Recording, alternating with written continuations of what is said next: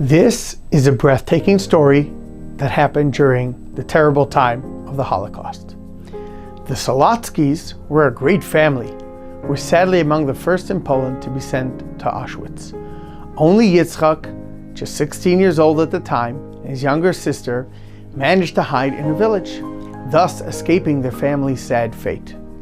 Non-Jewish villagers, having heard that two young Jews were hiding among them, did not reveal their presence to the Nazis. Yitzchak Solotsky later recounted he had made it his mission to watch his sister and to protect her from any harm. They hid for a long time in a narrow and humid underground cellar. Yitzchak did not allow his sister to risk her life by going out. Only he would leave from time to time to bring food and the clothing they needed to survive. One day, as he was returning to their hideout, Yitzchak had a bad feeling and found that his sister was missing. His blood rushed to his head, and without fear for his life, he ran into the street asking passerbyers, "Where is my sister? Where is my sister?" They pointed to the Nazi headquarters. Without thinking twice, he stormed into the building yelling, "Give me back my sister immediately, you hear me?" The Nazi soldiers drew their weapons and were about to kill Yitzchak on the spot.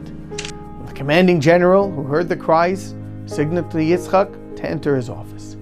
Even there, Yitzchak continued to demand that his sister be returned immediately, without any delay,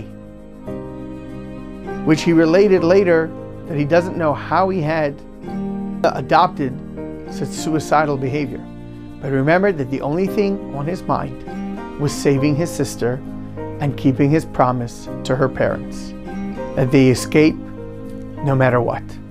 Amused by his character, the commander decided to taunt him even more. With his satanic grin, he said, "I'll give you back your sister if you can show me hair growing on the palm of your hand." Far from being intimidated, Yitzchak retorted, "If I show you at that place, do you promise to give me back my sister?" Still amused by the situation, the commander repeated, "Yes, you heard me." Yitzchak then held out the palm of his hand before the cursed Nazi, who practically fainted. An abundance of thick brown hair was growing on it. Now pale, the Nazi commander tried to bring his sister and let them leave. This was extremely uncharacteristic.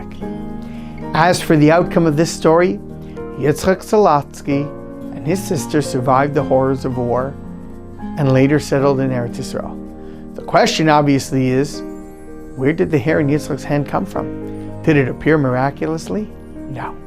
It was actually no miracle. At least not in the usual sense. Back then, his father ran a large bakery in Poland. And when he was small, Yitzchak loved to walk between the big ovens and mixers. When he was only 7, he stuck his hand into an operating mixer, and some of the flesh of his hand was torn away. Hospitals at that time used somewhat primitive methods, and skin from a hairy part of the body was grafted onto the palm of his hand.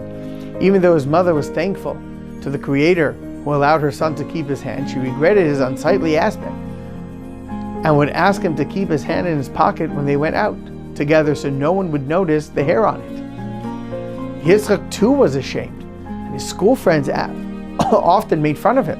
He later shared, "Only Hashem, who sees to all far ends of the world, could foresee what would happen in the days of the Shoah. Only he knew that my sister would be taken and that I would need an extraordinary phenomenon to save her, just like hair growing on my hand.